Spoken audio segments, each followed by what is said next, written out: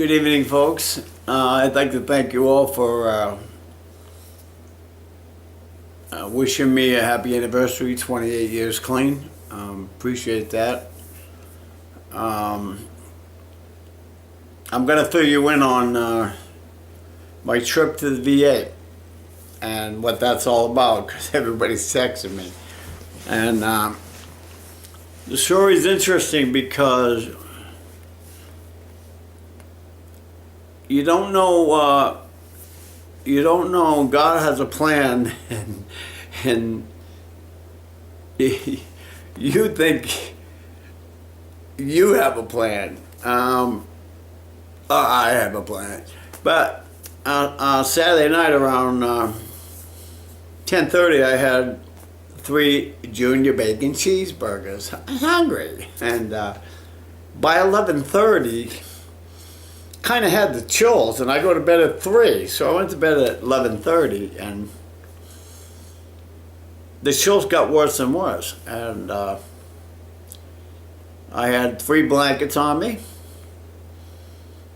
By 1:30, they were insanely wearing me out, that the shaking and trembling was so bad. And I put pajamas on, and I put a sweater on, and then get under the 3 blankets. And I went to myself, man, I can't even drive to go anywhere. So I induced vomiting. Well, a little different than ice cream eyeball. And then I slept for 10 hours, Sunday, into Sunday afternoon. And, my chest hurt a little bit. I figured it was just from convulsing. And it got worse and worse. And then I couldn't breathe deep at all. And I'm like, wait a minute.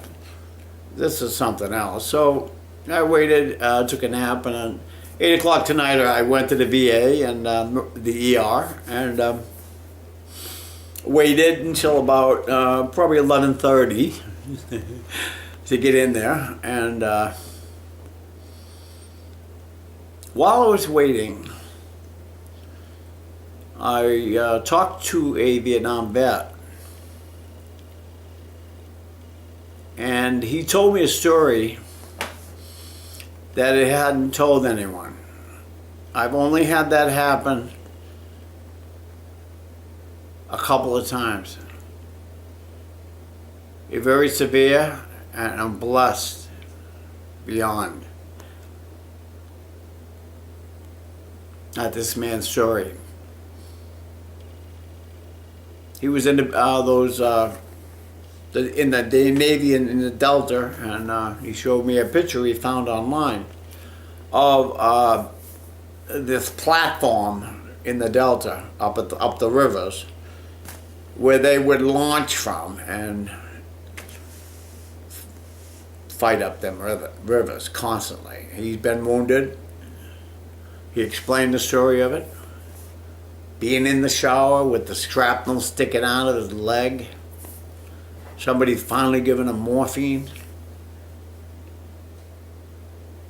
And he couldn't believe he was telling me these things. And then he started to speak about his friend and the wall and different things. And one little piece of conversation, very carefully placed, very carefully with me. And you all know me, I'm not real careful about a lot of stuff, but when it comes to my brothers in Nam, I'm very careful because I understand them. And he went on to tell me his friend was blown to pieces, his boat was blown up from the bottom, and he practically disintegrated. He had a piece of body about that big. And he explained every detail as he zipped that bag shut. To watch him and to hear him, you knew you were in sacred space, and overwhelmed.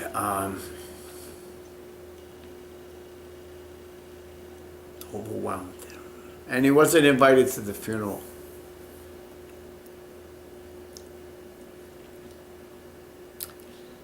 or the ceremony they had, the family had.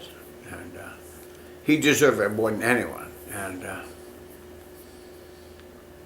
but it blew his own mind that he was even sharing that with me. And I'm like, wow.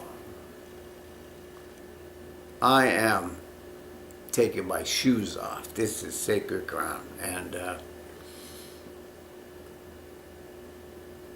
so we waited. He waited 5 hours to get in.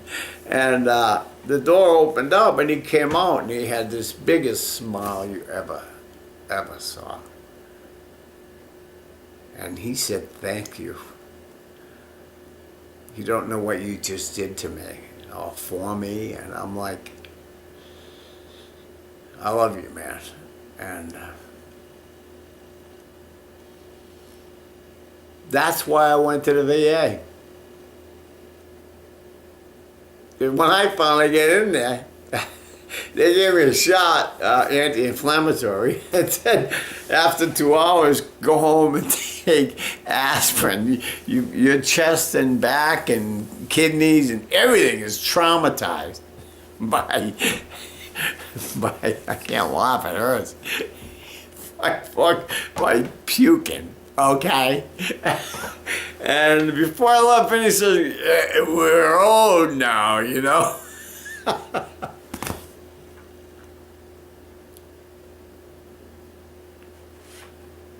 Unreal.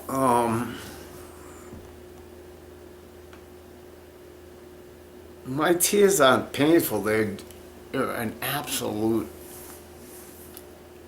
honor and privilege to experience.